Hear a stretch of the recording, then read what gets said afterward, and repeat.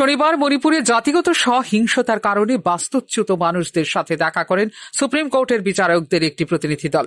শীঘ্রই রাজ্যে শান্তি ফিরে আসবে বলে বাস্তুচ্যুতদের জানান সুপ্রিম কোর্টের বিচারকদের 5 সদস্যের এক প্রতিনিধি দল।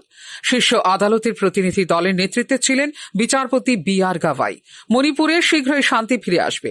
আমরা জানি যে আপনারা সকলে একটি কঠিন সময়ের মধ্য দিয়ে যাচ্ছেন, কিন্তু সকলের সহায়তায় এই পর্যায়টি অল্প সময়ের মধ্যেই শেষ হয়ে যাবে।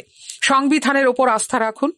আমাদের সংবিধান নিশ্চিত করবে যে একদিন রাজ্যে পুরোপুরি ফিরে আসবে শান্তি বলে মণিপুরের চূড়াচাঁদপুর জেলায় অভ্যন্তরীণভাবে বাস্তুচ্যুত মানুষদের আশ্বস্ত করেন বিচারপতি বি.আর. গাভাই। ত্রাণ শিবির পরিদর্শনের পাশাপাশি চূড়াচাঁদপুর জেলার মিনি সচিবালয় থেকে ভার্চুয়ালি আইনি পরিষেবা শিবির, আইনি সহায়তা ক্লিনিক এবং অস্থায়ী চিকিৎসা সুবিধা উদ্বোধন করেন বিচারকরা। পরে বিষ্ণুপুরের মৈরাং কলেজে একটি ত্রাণ শিবির পরিদর্শন করবেন দেশের সর্বোচ্চ আদালতের বিচারকদের এই প্রতিনিধি দল। আইনজীবীদের একটি সংগঠনের আপত্তির কারণে কুকি সংখ্যাগরিষ্ঠ চূড়াচাঁদপুর জেলায় যাননি প্রতিনিধি দলের সদস্য এবং মেইতি সম্প্রদায়ের সদস্য বিচারপতি এন কোটেশ্বর সিং। কংগ্রেস সাংসদ জয়রাম রমেশ সুপ্রিম কোর্টের বিচারপতিদের মণিপুর সফরের প্রতিক্রিয়া জানিয়েছেন এবং এটিকে ভালো জিনিস বলে অভিহিত করেছেন।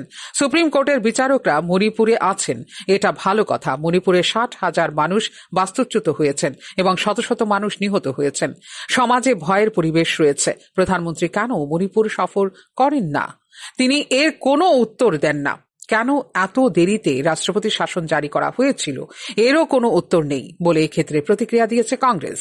উল্লেখ করা যেতে পারে, ইম্ফল উপত্যকা ভিত্তিক মেইতি এবং পার্শ্ববর্তী পাহাড় ভিত্তিক কুকি জনগোষ্ঠীর মধ্যে জাতিগত সহিংসতায় 250 জনেরও বেশি মানুষ নিহত এবং হাজার হাজার গৃহহীন হয়েছে 2023 সালের মে মাস থেকে।